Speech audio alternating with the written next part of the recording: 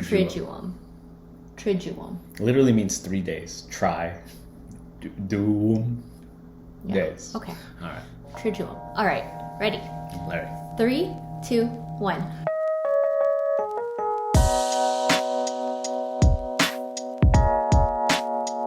Welcome to the Gospel Truth. I'm Dean. And I'm Audrey, and today we are bringing you a very special episode focusing on the Easter Triduum. Mm-hmm.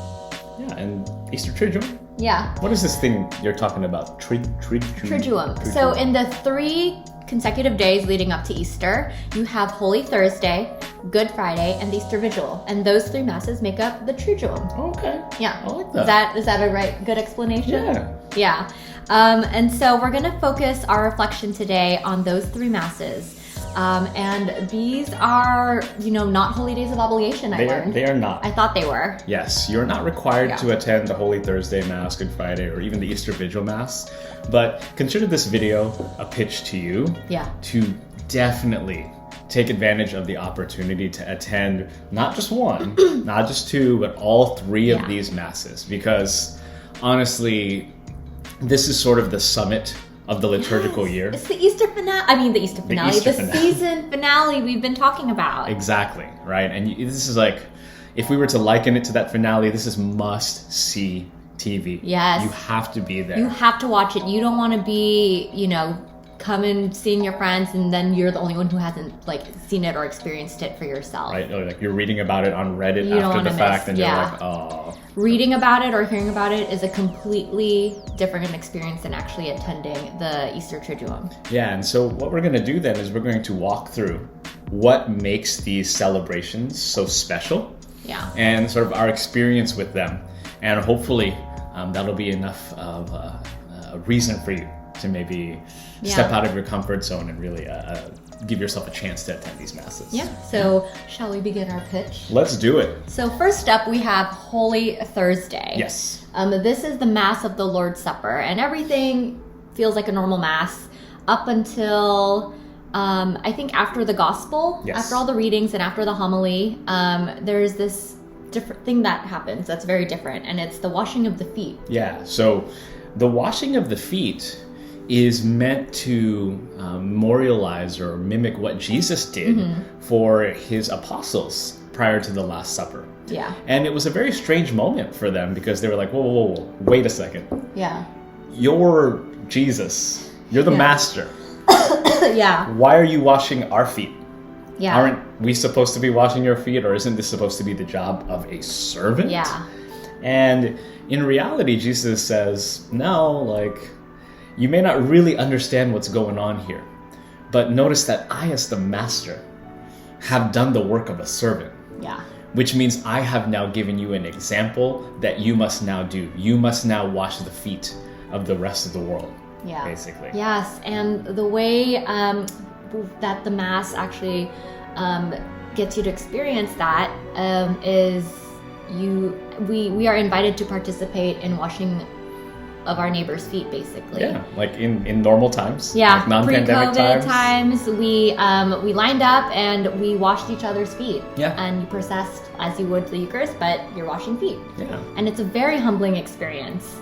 I've actually had, I've seen parents actually kind of get a little choked up seeing their kids participate in something like that. It's a very powerful thing to know that no one is no better than the other in helping someone else out. Yeah. It's a very, as you said, I love that word, that humbling experience. Yes, very humbling experience. And so that takes place, and that's one very extraordinary thing that happens. It's very different than your regular masses. And then after that concludes, there's something else that happens that's very different. Yeah, so then you run through the Mass again, you go through the liturgy of the Eucharist, and, the liturgy, you consecrate the Eucharist as you always do, but you'll notice that your priest leaves the tabernacle open. Yeah. And doesn't actually put the Eucharist back because you're going to have a procession outside of the church, and they take the Eucharist out maybe to your church's chapel or to your church's hall so that you can have an opportunity to be with Jesus. Yeah.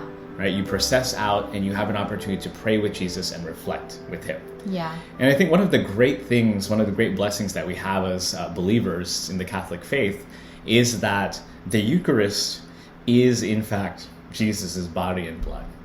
right? Every single Mass that when there's a consecration that happens, that's Jesus physically present with us. Yeah. And so when we have this procession outside of the church, where the Eucharist gets taken out and we have an opportunity to pray and reflect, this is your chance to be with Jesus. Yeah, it's a very beautiful thing.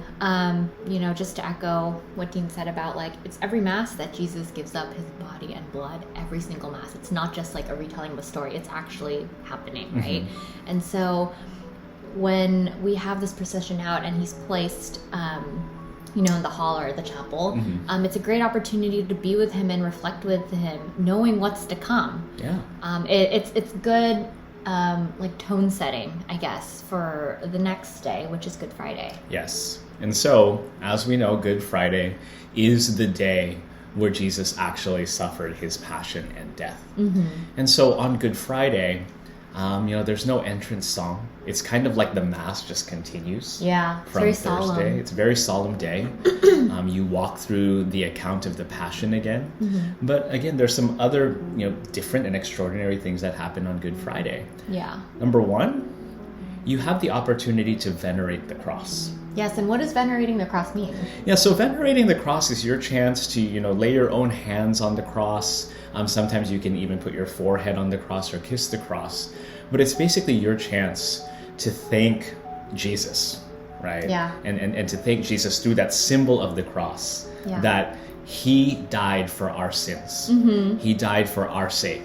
And so this is your chance to really have sort of that physical connection, that feeling of, this is the wood that he put his life on for us. And I remember when I first attended my my first Good Friday Mass, it was a Taizé Mass. And what I loved about it was, yes, you're also, when you venerate the cross, you thank Jesus for what he's done, but it is also an invitation, sorry, this is going to get me a little emotional, for you to place your burdens.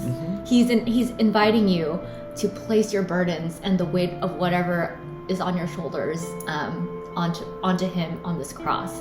And so that is your opportunity to do that, and it's a very cathartic experience.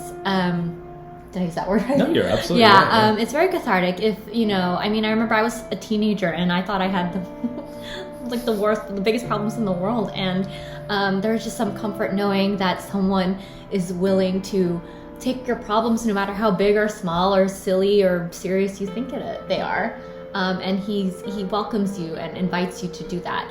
And it's a beautiful experience. And I think that if you have an opportunity to go to a Good Friday Mass, and if they offer a Taizé Mass is also a great one to, they're both great, but my first experience with the Taizé Mass was really nice with the chanting and the music and the tone setting. Yeah. It's a beautiful experience, and it's honestly something that words can't do justice describing them until you actually attend it yourself. Yeah, exactly. Yeah. And, that solemn tone holds throughout. And again, one of the things that you might notice in this Mass too is that there is no consecration of the Eucharist today. The tabernacle has been left open since Holy Thursday. The priest is not going to consecrate any Eucharist today, and it just feels different, right? There's a different tone to the Good Friday Mass. Yeah, it's really sad. It's kind of it's the only Mass in the year, right? It's the only day in the year where you don't have a consecration. Yeah, and it's sad, and you're reminded that Jesus is not around. Yeah. And it's really heavy. Yeah. And that's what Good Friday is about. It's this very solemn day, and it's a reminder of this is what he did for us. Yeah. And then... But then... you have what I would consider the greatest celebration, the most beautiful Mass of the year, which is the Easter Vigil Mass. And so, fair warning, the Easter Vigil Mass is a very long Mass. Yeah. It can be a couple of hours.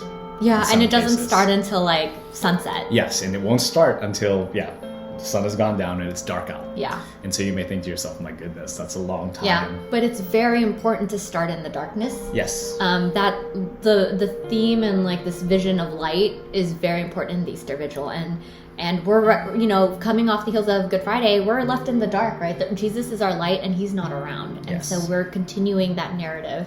And we started off outside usually, and then we light a fire. Yes. So there's a fire that's lit outside, and that fire will serve as the source of light for the Easter candle or the Paschal candle.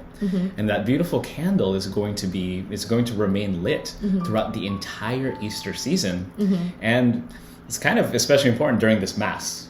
Because, when you attend this Mass, it's actually in darkness. Yes, you're sitting in the dark for the first half of the Mass. It's so crazy. Yes, it's insane because the only light that you have is this Paschal candle. Yeah. And you are sitting in the dark for 7 readings and 7 Psalms from the Old Testament. Yep. And before we even get to that point, like there's this one part, and this is when we first attended the Easter Vigil, I thought this was so powerful and so beautiful. And what you do before the readings begin and you're in the dark is you process in, and everyone is given a candle. I'm pretty sure most parishes do this, but everyone is given a candle, and one person lights their candle from the Paschal candle, and then we share the light among like all our neighbors in the congregation. And then I'm probably going to share a picture right here.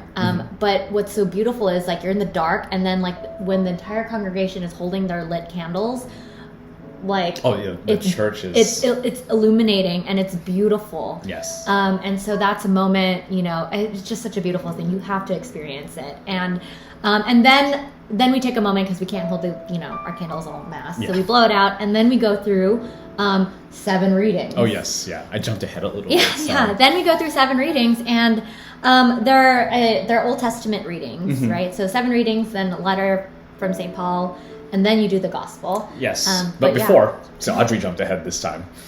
So after those 7 Old Testament readings, then you sing the Gloria, and the lights come on a little bit. Oh, right? Yeah. And then it's like, whoa, like this is starting to feel kind of like a celebration, like things are starting to change. And because when you transition to the New Testament, this is the time where Jesus has already existed, right? Like Jesus is there. Right. And so you kind of see this light entering, like all of these celebratory themes start coming up. And then before the Gospel, you'll probably notice the Alleluia. Yeah, we haven't said that word, sung it. You haven't sung it all Lent. If you've been paying attention, you haven't said that word at all. Because it hasn't been a celebration during Lent, but now this is the first time since the beginning of Lent that you're able to say Alleluia, because Jesus is here, Jesus is risen. It's such a beautiful, beautiful moment where you're like, you kind of feel like this burden is just lifted off of your shoulders. I mean, I know I'm very emotional, but like that's the kind of stuff that brings me to tears. And what happens is in some of the Masses, like the lights, like you hear bells and everyone is singing, the choir is like singing at the top of their lungs, and the lights like turn on one by one, and like we can see again, because Jesus has risen and he's here. Like it happened, whatever like they were predicting, that crazy stuff he was talking about in the beginning of Lent, like rising from the dead, it's happening. And so we are super excited. We're not in the dark, and we just feel like overwhelmed and with joy. And like at peace. And it's so beautiful too, because that like shortly after that, this is the opportunity for all of those members of your parish that wanted to be baptized and receive those sacraments of initiation.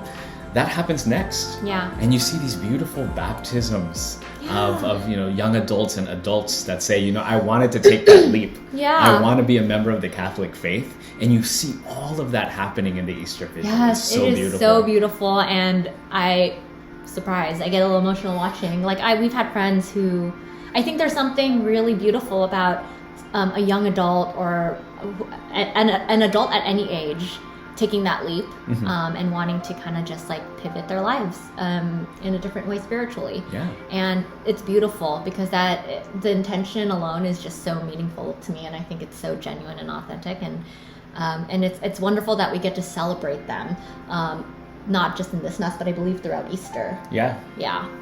So as you can see, like this is such an epic Mass, and after those rites of initiation, and then you see the consecration again, and it starts to feel like everything's back to normal. But like in this more celebratory way, right? Because Christ rose from the dead, and so it's like that whole narrative that you get by attending from Holy Thursday to the Easter Vigil. Like by the time you're done, like you really feel like you've journeyed with Jesus. And there's just this really wholesome feeling that you get, that basically celebrated. Yeah. And you hurt with him, but then you also feel like you're kind of rising with him too, right? So it's so beautiful. Yeah. And hopefully, just by describing our experience with it, maybe we can persuade you to attend those masses. Yeah, we hope you would at least consider. I mean, maybe even if you just take a baby step and you do one of the three, then that's fine too. But trust us, like going through the entire Triduum is beautiful, and it's a life-changing experience. I mean, like we can't imagine ever going through the year without attending it. Yeah. And it's honestly, it's just so rewarding, and you do really feel so like refreshed at the end of it all. And then you top it off with Easter Mass,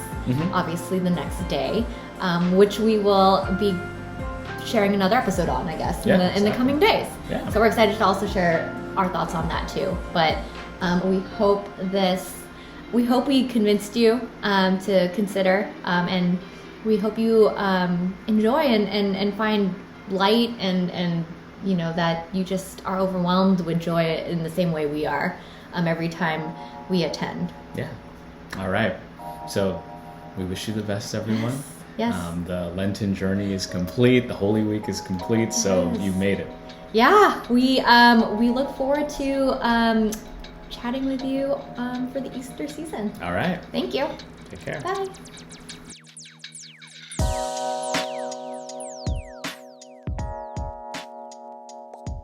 What is it? The Easter Triduum are basically, it's the masses that take place 3 days before Easter, consecutively. So you have Holy Thursday, Good Friday. Why? I thought we were good. Sorry. The show must go on. All right.